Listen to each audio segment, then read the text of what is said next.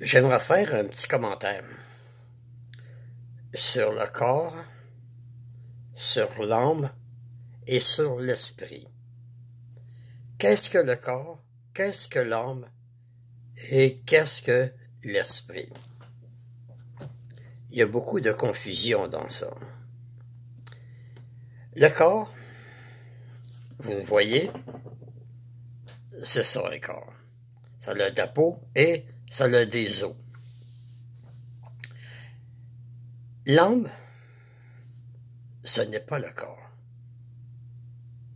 L'âme, ça représente la vie. Quand vous voyez le mot âme dans la Bible, c'est la vie. Puis, la vie, un jour, ça cesse d'exister. Fait que l'âme qui est la vie, elle meurt. Elle finit par mourir, comme c'est écrit dans Ézéchiel au chapitre 18 et le verset 4. Et aussi le verset 20. Lorsqu'une personne meurt, l'esprit retourne vers Dieu. Et l'esprit qui retourne vers Dieu, ce n'est pas une personne.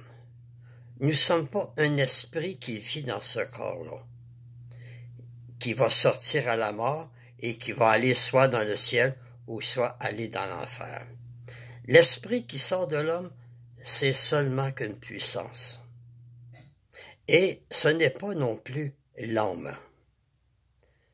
Quand une personne meurt, on n'a pas une âme en dedans qui continue à vivre. Et on peut citer le cas d'Étienne dans la Bible avant qu'il meure, avant d'être lapidé.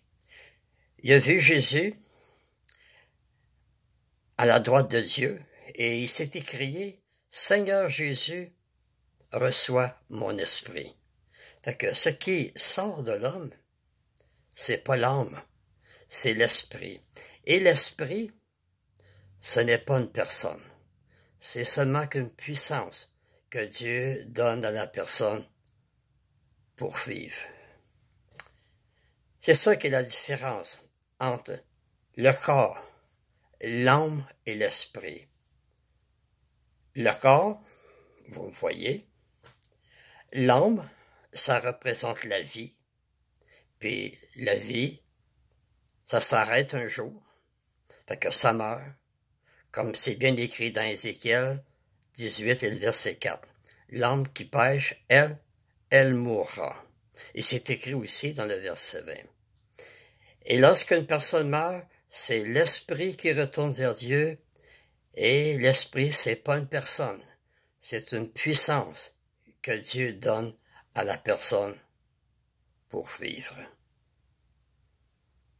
Merci de m'avoir écouté, et à la prochaine, si Dieu le veut.